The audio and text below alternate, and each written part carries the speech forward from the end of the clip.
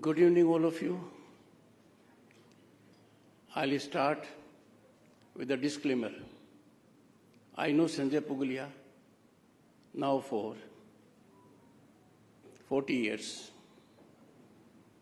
I have seen his transition from Hindi print media to English print media. I have seen his transition from print media to television. I know the entire family too well. So please, the sentiments he expressed should be taken with a pinch of salt.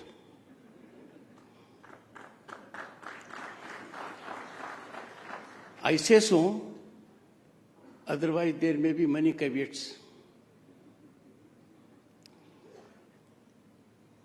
We have in the audience, apart from the awardees, very distinguished people.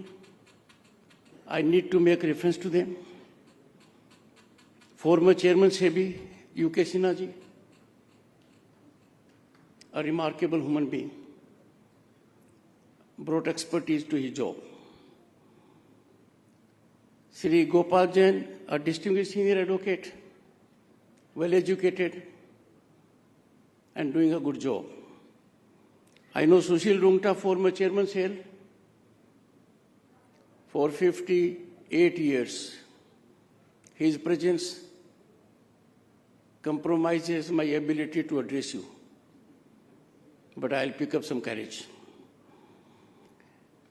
Then coming to Padma Vibhushan, the one and the only one, Amjad Ali Khan ji. Sir, you are a source of inspiration, source of motivation, and the handicaps I suffer because of presence of others are more than neutralized by you.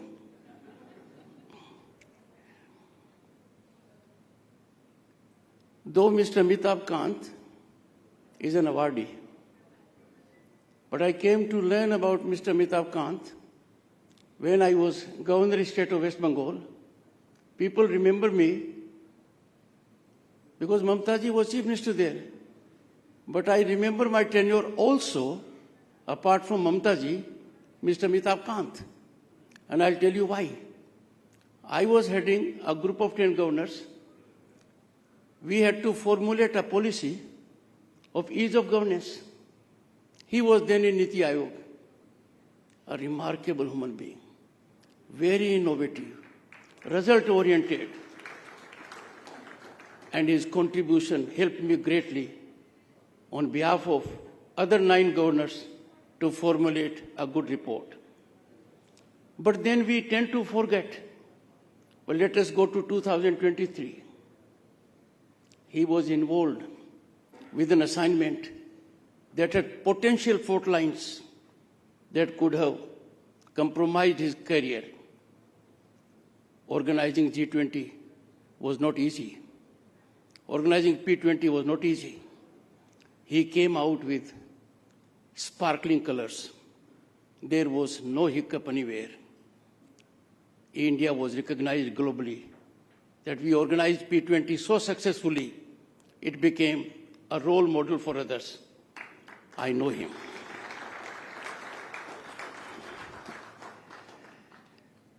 Well, this is an age where you must not ignore the younger generation.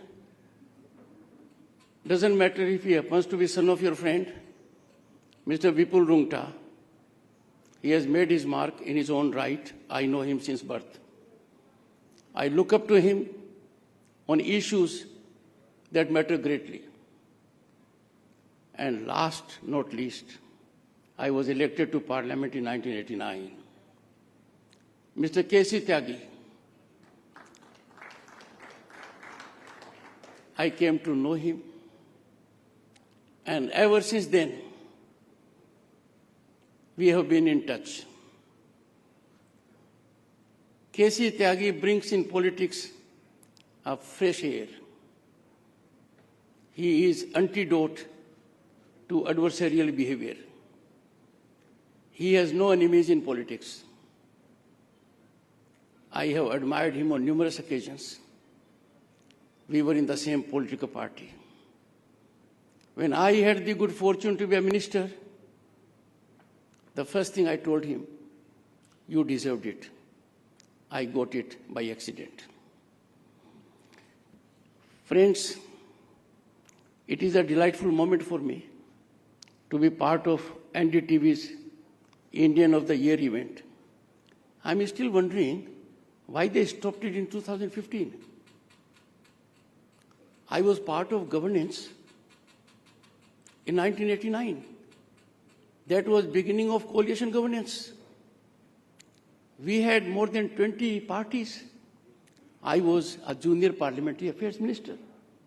In 2014, after 3 decades, the country came to have single party majority.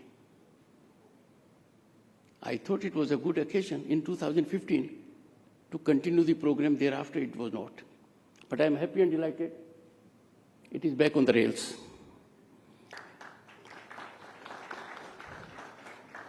And in a lighter vein, so is our Bharat, home to 1/6 of humanity. We are back on rails. Warmest greetings and wishes to all for a joyous and colorful Holi.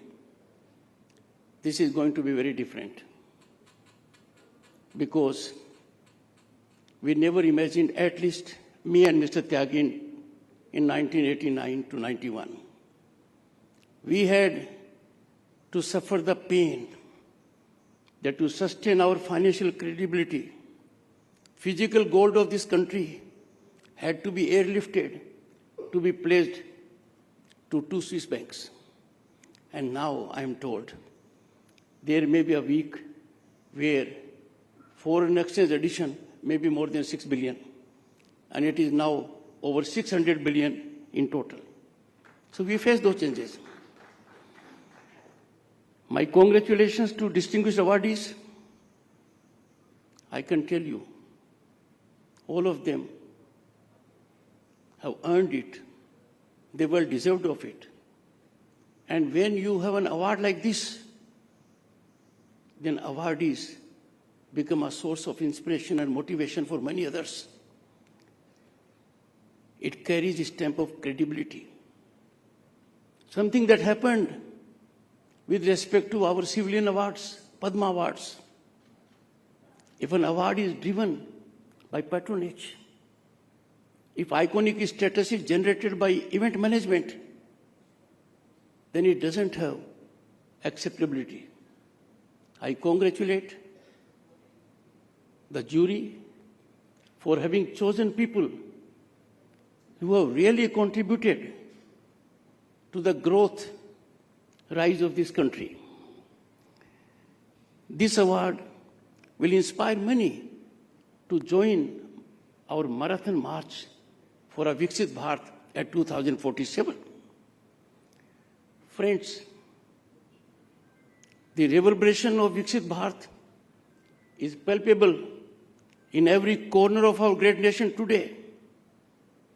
It is more than just a call to leapfrog into the future. It is a definite promise. It's a firm promise that in 2047 we will be a developed nation, meaning thereby none will be left behind. The development in this country in last decade has been plateau, not pyramidal. The benefit has accrued to one and all, and in every nook and corner of the country. Recent years have been a testament to India's journey from fragile 5 economies in the world. Fragile 5. We had the good fortune to be in the big 5, leaving behind Canada, UK, and France. It is a matter of time, and I can say less than 2 years, the country will be big 3 economies of the world, ahead of Germany and Japan.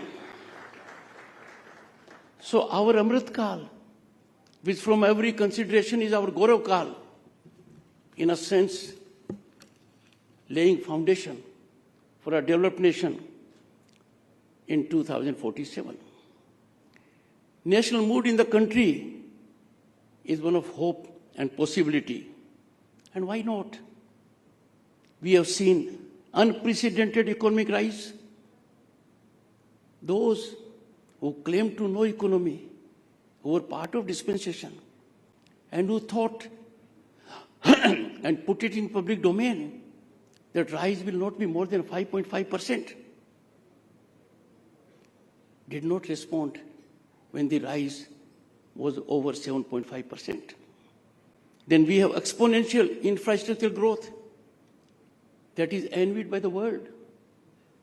Bharat Mandapam, Yeshobhumi, new building of Parliament, our expressways. Just imagine where we are. Even from a global benchmark, we are in big league.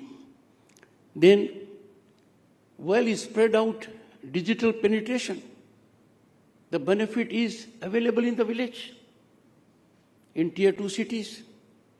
People are reaching to a level where they never imagined.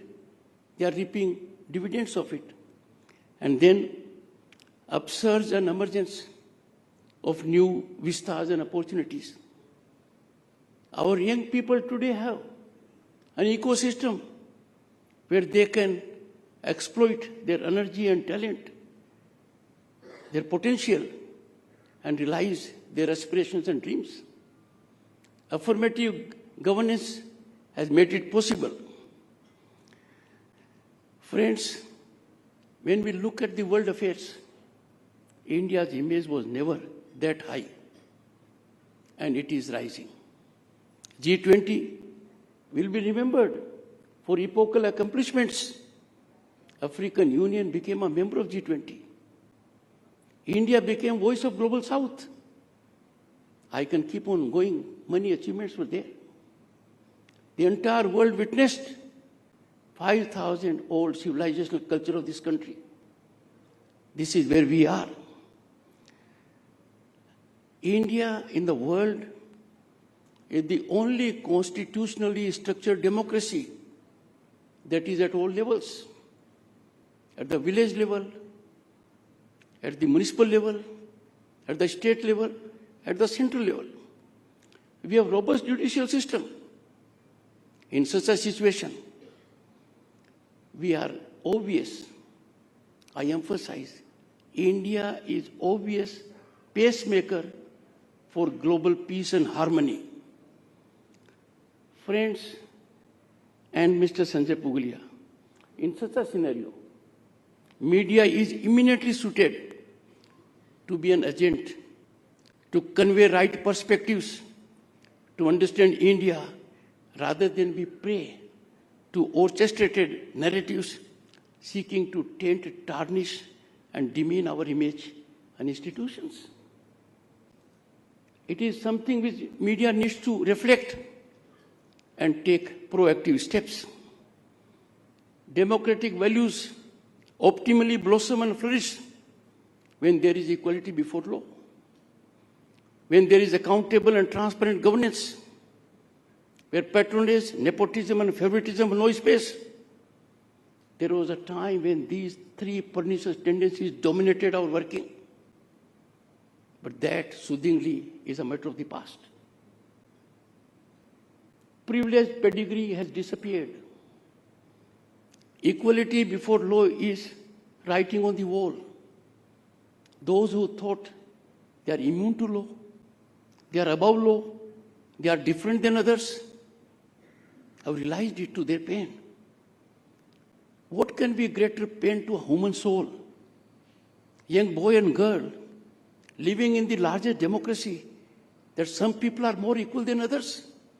They are more privileged. That system has gone. In the process, morale of our youth has gone up.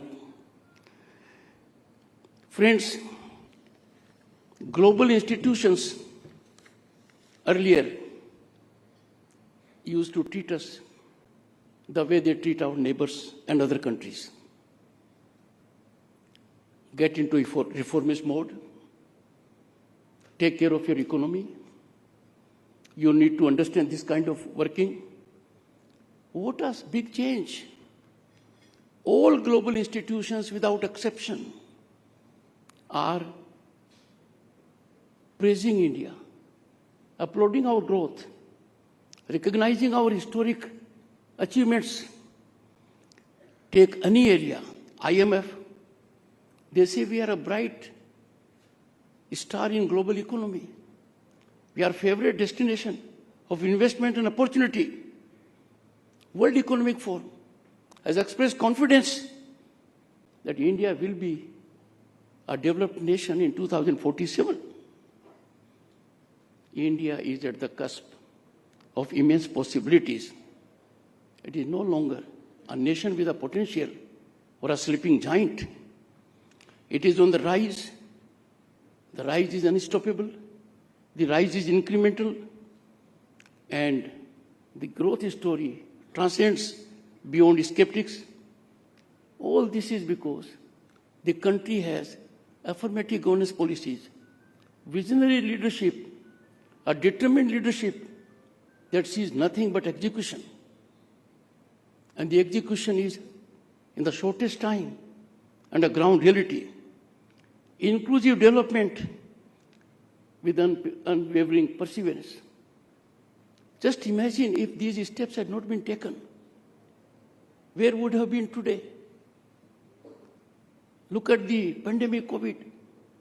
But earlier to that, there was a massive banking inclusion. Can you imagine 500 new bank accounts? People have not seen a bank.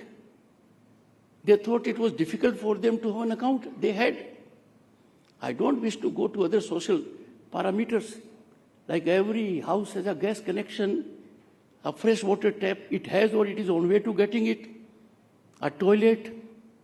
Every village has a center where you can ensure delivery. Lines have disappeared. There was a time people used to take छुट्टी. I'm sure Amitabh Kant ji, you must have felt it. आज मुझे छुट्टी लेनी है क्योंकि मुझे बिजली का बिल जमा कराना है. आज मुझे छुट्टी लेनी है कि पासपोर्ट की एप्लीकेशन देनी है.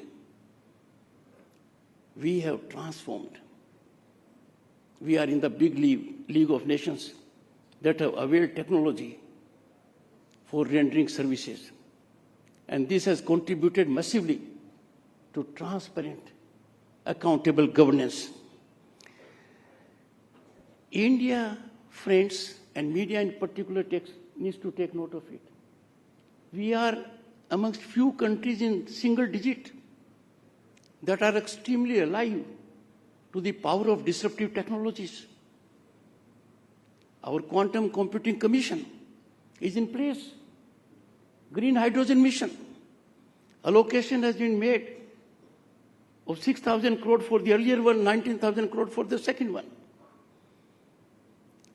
In artificial intelligence, machine learning, blockchain, our focus is there. Gone are the days when we used to wait that technology will be developed in the West. We will be in the queue to get it. They will decide how much we get it. Circle is complete. India is now epicenter. India leads in harnessing these technologies. Media in such a scenario is an important factor, a great stakeholder in promoting these affirmative changes.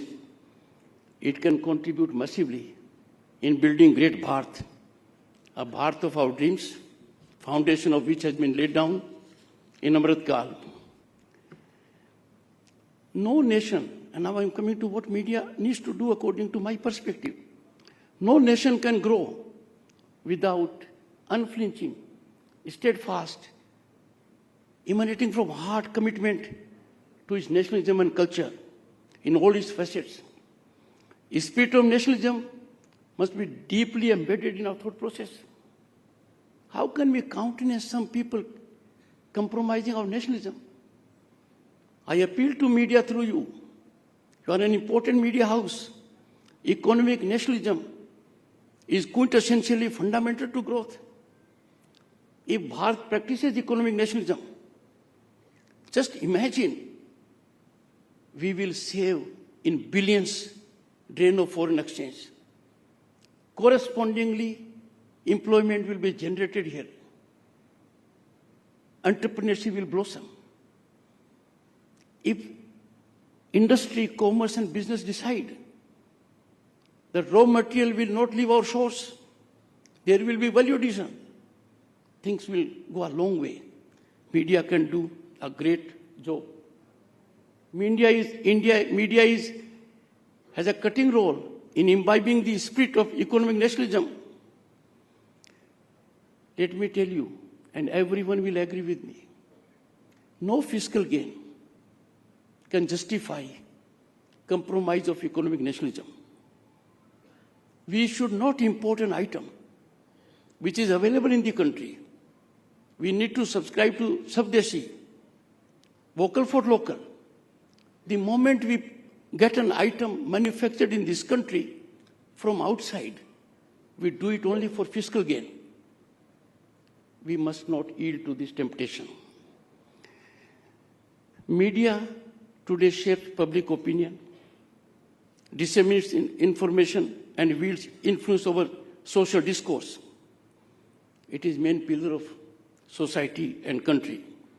As fourth pillar of democracy, media credibility lies solely within its own control. It should be effective, and there ought to be no hindrance in its way, while upholding high standards.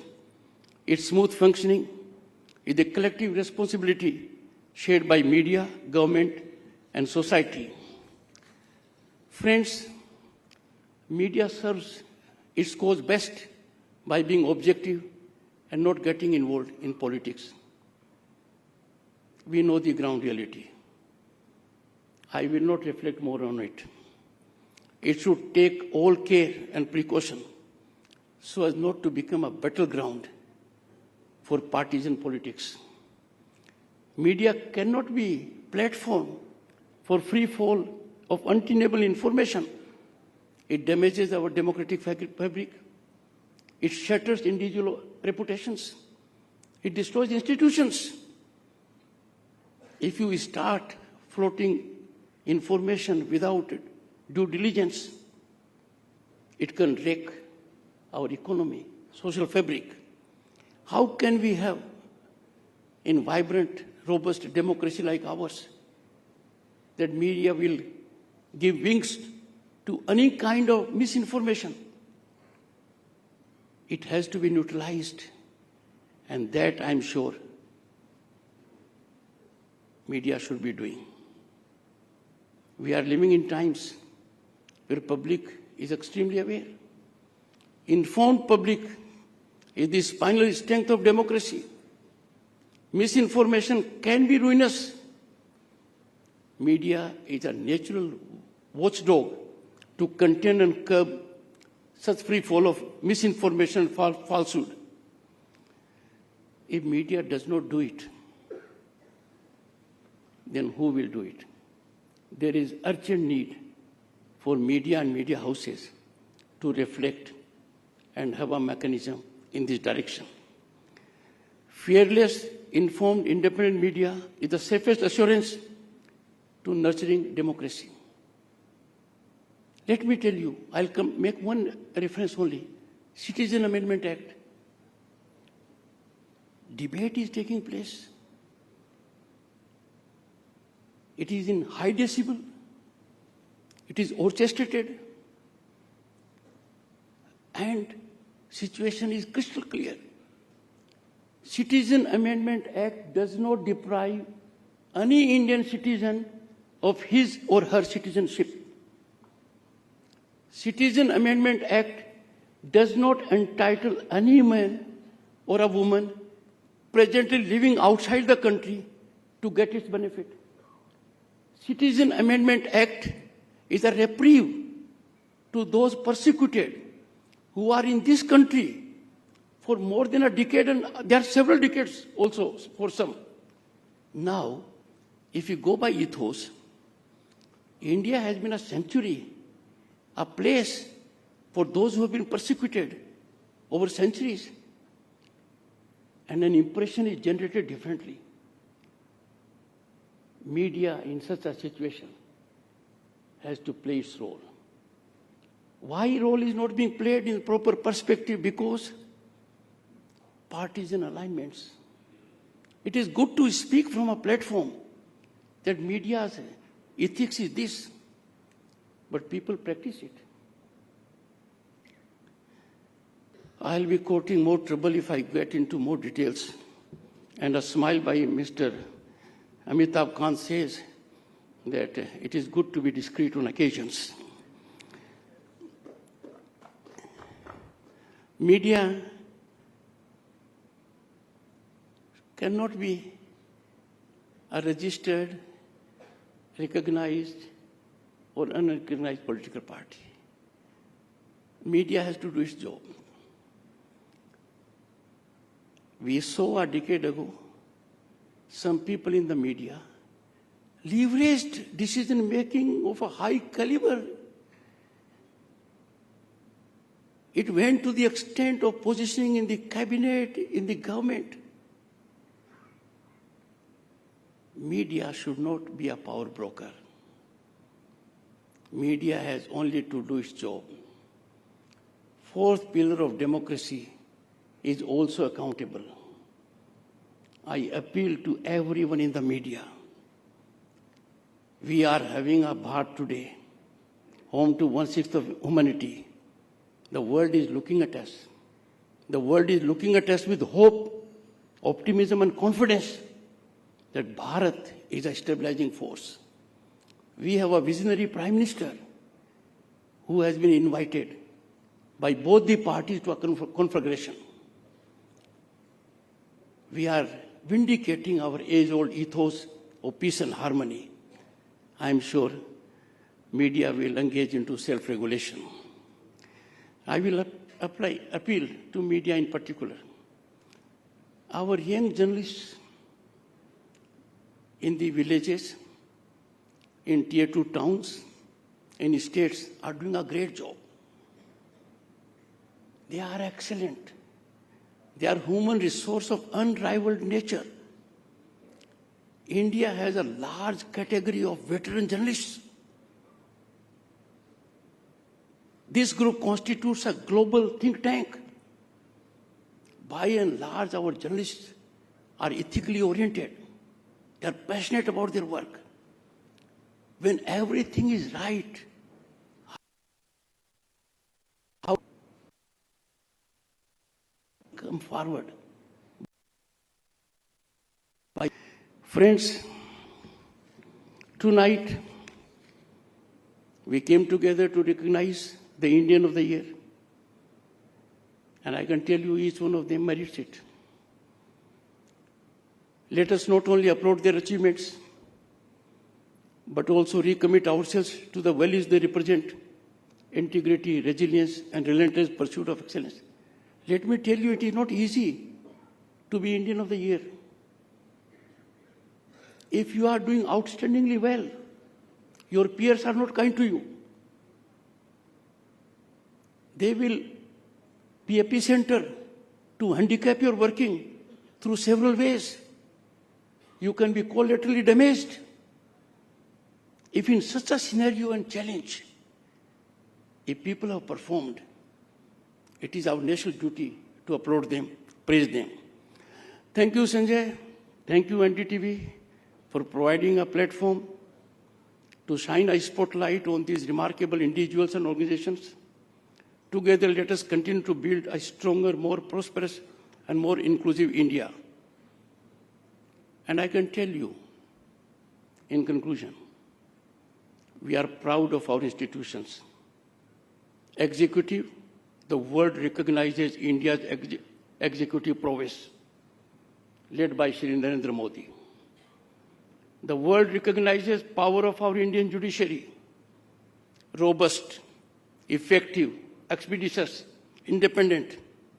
The world recognizes power of our legislature in states and in parliament. I therefore appeal to the fourth pillar of democracy that is performing well, but to come to that level, to be in sync, to ensure that marathon march of every Bharatiya, marathon march for Bharatiya 2047 succeeds beyond our imagination. Thank you so much.